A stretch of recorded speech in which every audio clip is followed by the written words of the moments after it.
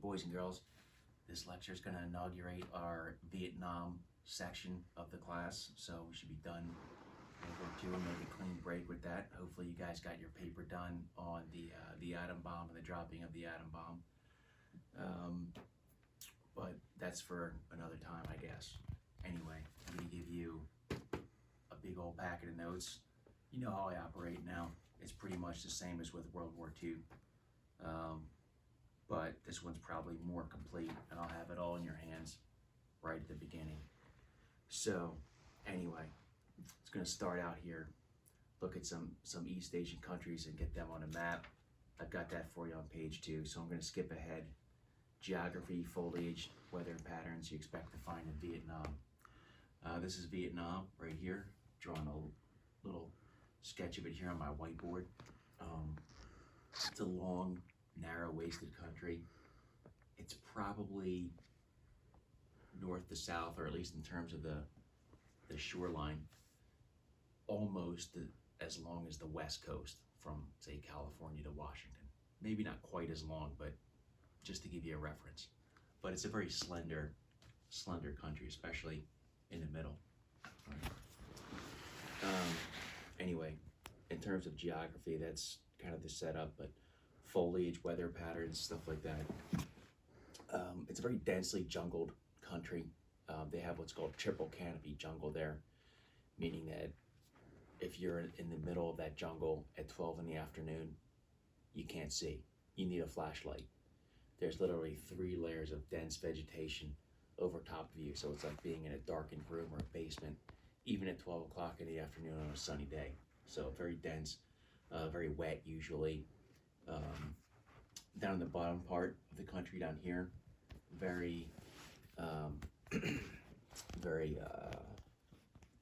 heavy into rice cultivation down here in these river deltas and stuff. In the south, there's a lot of rice comes out of there. Also rubber from rubber trees. It's a kind of tree in this part of the world, and they can extract the sap from the tree, and from that they make rubber. So these are some of the things that you'd really expect to see coming out of Vietnam. A little fishing maybe, not much in the way of industry, but maybe a little. Weather patterns, April through September, it's got a monsoon type season, so it comes from the southwest, and it's going to be very wet and very warm. So about 100% humidity, 100 degrees, really hot, really uncomfortable for the average person from America. Then October through March, it switches, and they get air from the northeast, which is relatively cooler and drier. So a little switch up there. Let's see what else.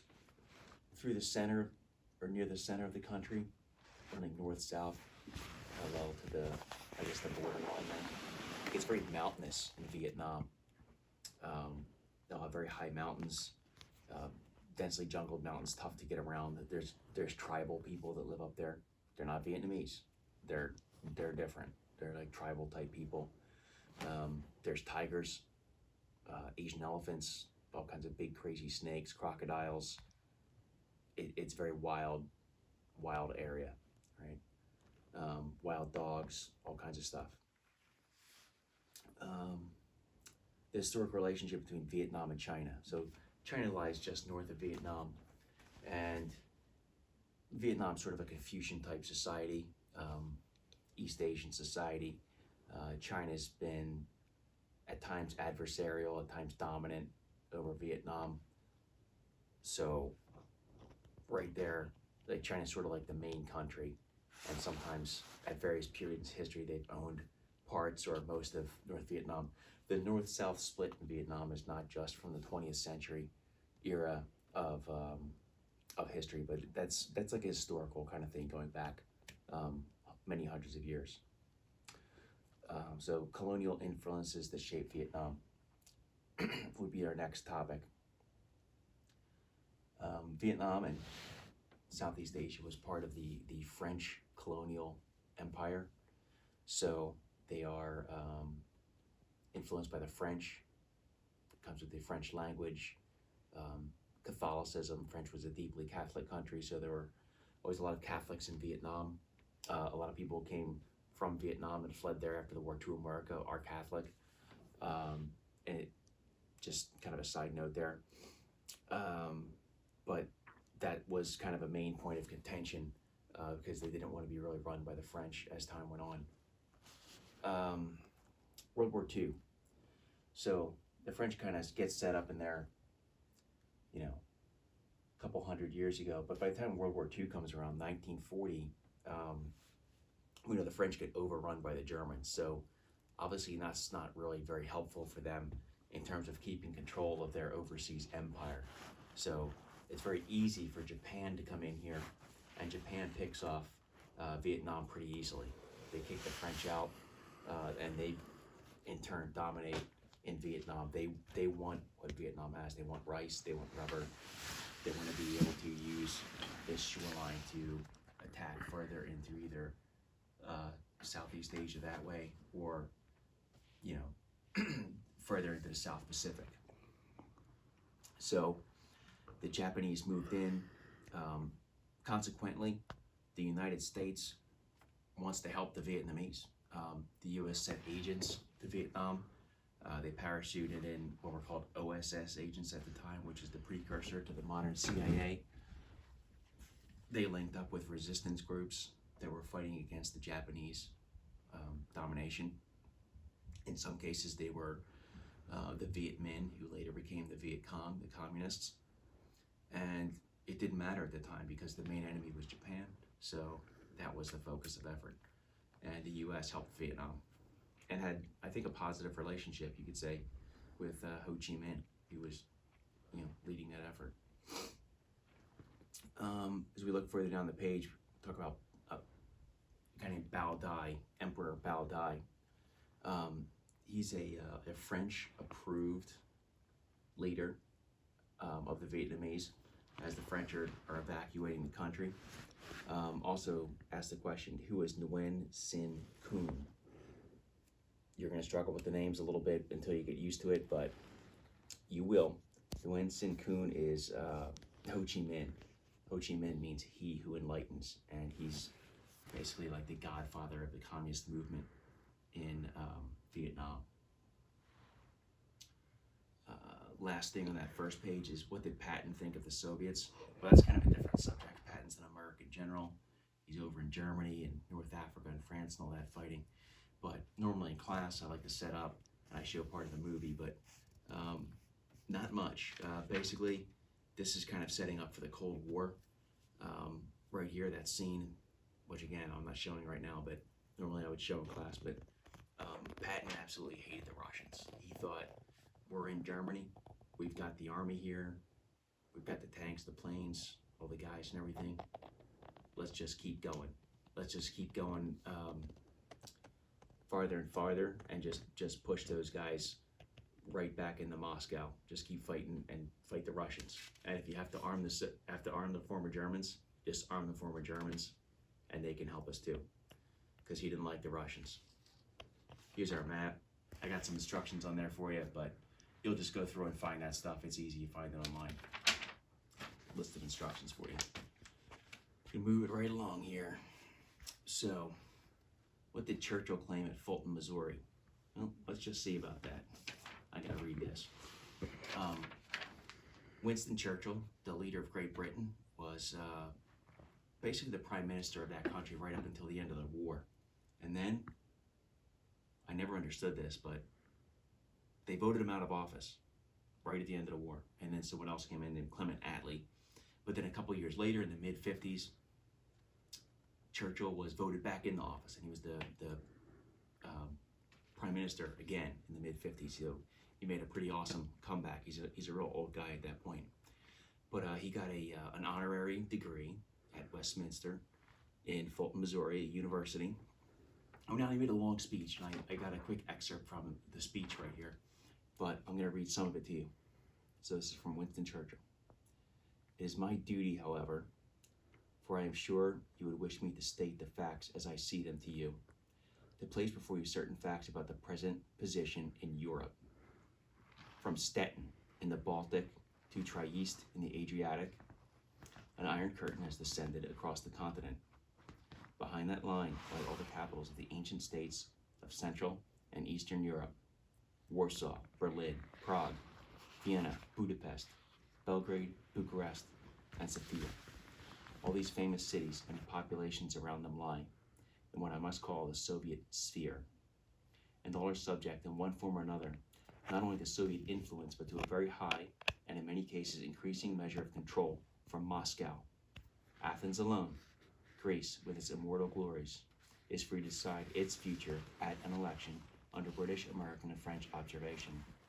The Russian-dominated Polish government has been encouraged to make enormous and wrongful inroads upon Germany, and mass expulsions of millions of Germans on a scale grievous and undreamed of are now taking place. The communist parties, which were very small in these eastern states of Europe, have been raised to preeminence and power far beyond their numbers and are seeking everywhere to obtain totalitarian control. Police governments are prevailing in nearly every case, and so far, except in Czechoslovakia, there is no true democracy. So, this is Winston Churchill accepting his honorary degree. But here Winston Churchill was he's a very wise guy. It's one thing to be smart and intelligent, but it's another thing to be wise. And Winston Churchill was wise. He could read people and read situations very well. And he was always one step ahead of everyone else. So he can see what's coming next. And what's coming next, the Nazis are gone, Hitler's gone, but what's coming next is the standoff with the new dictator of the era, which is Stalin and the Soviet Union. And he can read this very well. Better than his American counterparts, better than FDR, who was a great wartime president, but he didn't really see exactly quite how bad Stalin was. Ditto Truman. Truman and the Truman administration, they were actually kind of ticked off at Winston Churchill. They were mad at him because of this speech. They thought it was offensive to the Soviets, and the Soviets were just our allies in the last war, which had only recently ended. So they didn't really like the speech too much, and they let Churchill know it. But who was right in the end? Churchill. So by the time the 50s start, much of the world will be under communist domination, because our next bullet on page 3 there is, when did China turn communist, and who are the main players in that struggle? Well, when China turns communist, that's a pretty big deal. That's a massive, massive country, the most populous country in the world, definitely then, pretty close to now. But in 1949, it turns communist. Chiang Kai-shek is fighting for the nationalist government. Mao Zedong is fighting for the communist version of what eventually becomes the government of China. But Mao wins. Mao defeats Chiang Kai-shek, and mainland China becomes communist. So eventually that wins. It's a huge shock to people in the United States. In 1950, we've got the Korean War. So I know we're talking about Vietnam, and you're thinking, Mr. Powell, why are you talking about the Korean conflict? Well, it's all part of the backdrop of that Cold War intensity in the 50s, the 60s, and so on. But in 1950, North Korea invaded the South, and they did spectacularly well. So North Korea is also kind of Korea in general is also a sort of a slenderish type country, but it's got water on two sides of it, so for that reason, it's a little different than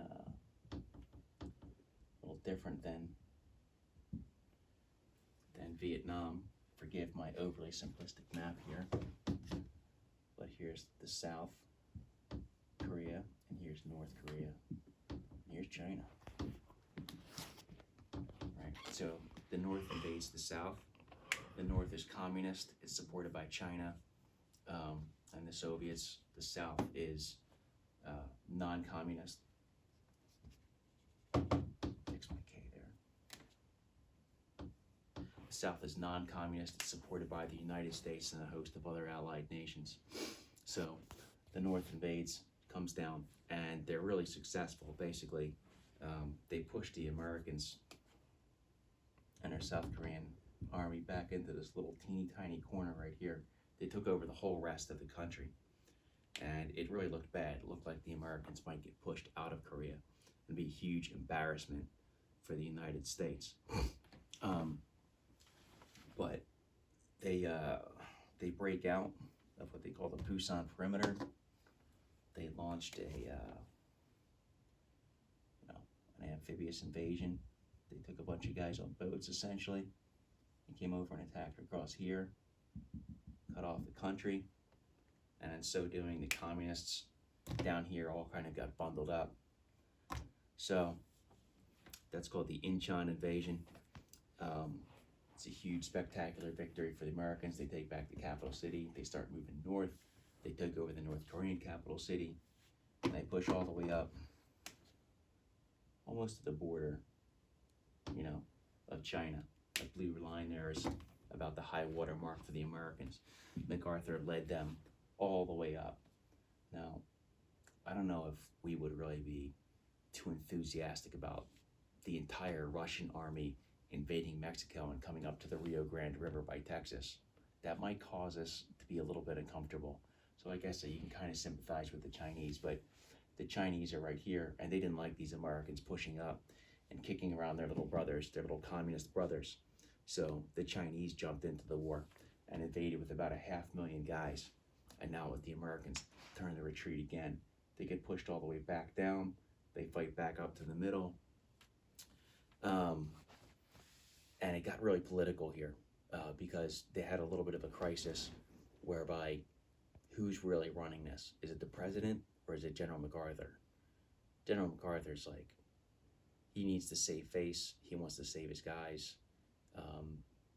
He requests to use about 25 nuclear devices on the Chinese. He wanted to hit a couple cities, and he wanted to come across here and make essentially a radioactive belt of bomb blast craters that would enable them to permanently have like this moat of radiation across the northern Korean peninsula. So he ultimately gets fired by Truman. He had this sort of like adversarial relationship with Truman. He thought he was the bigger man. Truman's the president. So finally Truman just fired him. The conclusion of the war, well, it concludes much same way it started. They end up back at the 38th parallel, which is about where they were before, and they have what's called an armistice, not a peace agreement or a truce. It's an armistice, which just means that they're not fighting. And it's literally the same way now as it was when the war ended. So it's kind of like a very tense area of the world, even now in 2020. All right. While this is going on for the Americans, the French have their own problems. The French are still down in Vietnam, and they're fighting this battle called Dien Bien Phu. They've been fighting with the Vietnamese freedom fighters, guerrillas, what have you, since the late 40s, and it's now the early 50s, and it's still going on. So I'm not really going to go over that part too much. I'm going to leave that for you guys with some film, and I'll set you up with that also on Classroom, but I'm just going to kind of skip that a little bit and let the pros from PBS take that over. So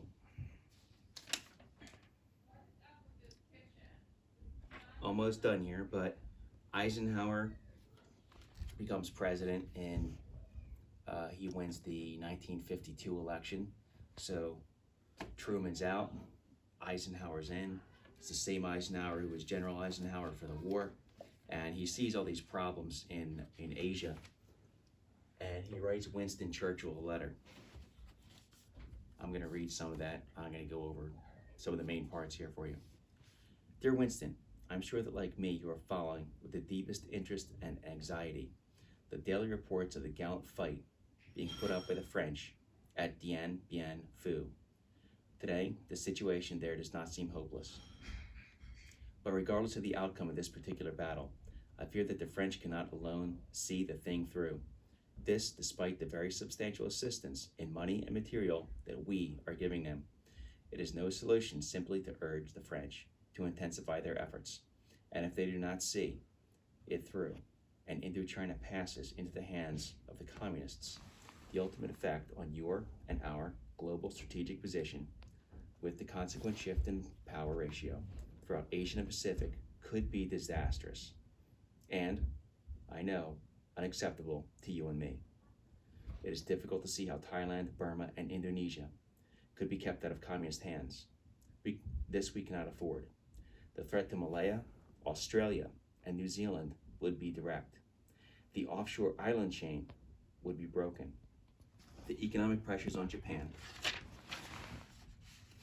which would be deprived of non-communist markets and sources of food and raw materials, would be such over a period of time that it is difficult to see how Japan could be prevented from reaching an accommodation with the communist world, which would combine the manpower and natural resources of Asia with the industrial potential of Japan. This has led us to the hard conclusion that the situation in Southeast Asia requires us urgently to take serious and far-reaching decisions. Geneva, that is the Geneva Conference to settle the future of Vietnam, is less than 4 weeks away. There the possibility of the communists driving a wedge between us will, given the state of mind of France, be infinitely greater than at Berlin. I can understand the very natural desire of the French to seek an end to the war, which has been bleeding them for 8 years, but our painstaking search for a way out of the impasse has reluctantly forced us to the conclusion that there is no negotiated solution of the Indochina problem, which in its essence would not be either a face-saving device to cover a French surrender or a face-saving device to cover a communist retirement. The first alternative is too serious in its broad strategic implications for us and you to be acceptable.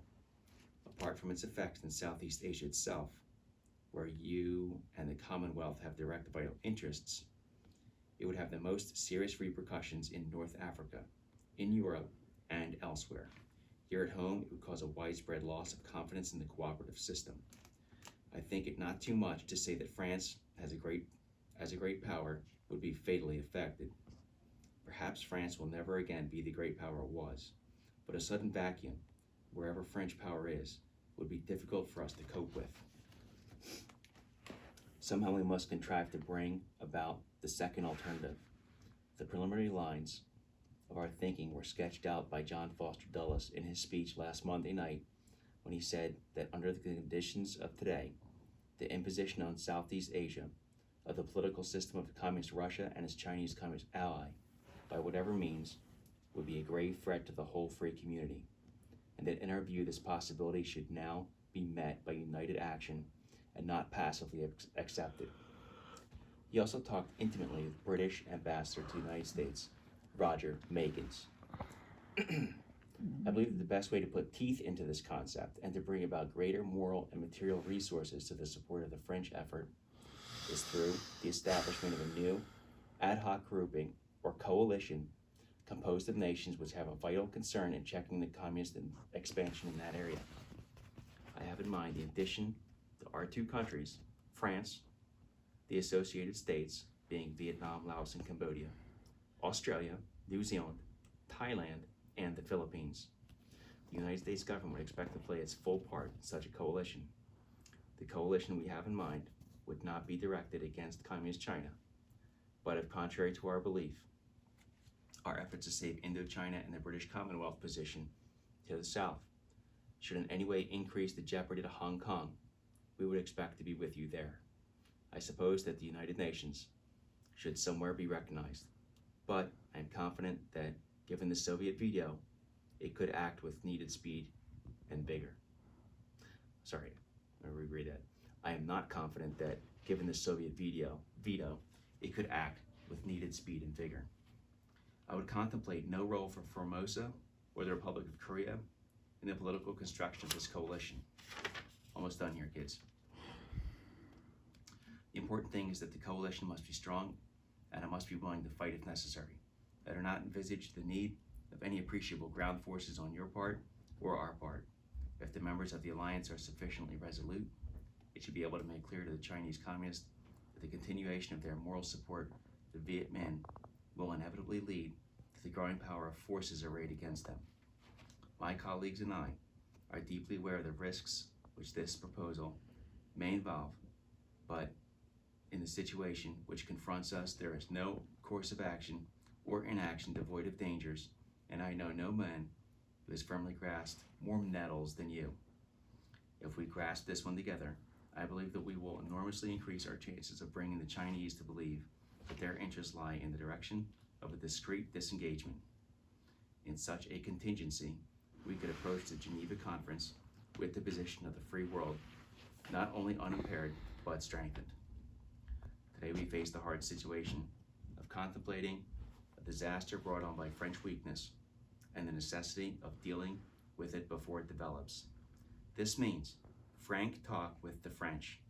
In many ways, the situation corresponds to that which you so brilliantly described in the second chapter of Their Finest Hour, when history made clear that the French strategy and dispositions before the 1940 breakthrough should have been challenged before the blow fell. I regret adding to your problems, but in fact, it is not I, but our enemies who add to them. I have faith that by another act of fellowship in the face of peril, we shall find a spiritual vigor which will prevent our slipping into the quagmire of distrust.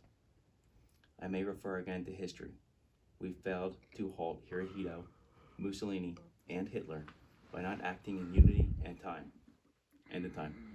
That marked the beginning of many years of stark tragedy and desperate peril. May it not be that our nations have learned something from that lesson? So profoundly do I believe that the effectiveness of the coalition principle is at stake, that I am prepared to send Foster or Secretary of State Walter Bedell Smith to visit you this week at the earliest date convenient to you. Whoever comes would spend a day in Paris to avoid French pique. The cover would be Preparing for Geneva, signed Eisenhower. So that's Eisenhower's letter to Winston Churchill.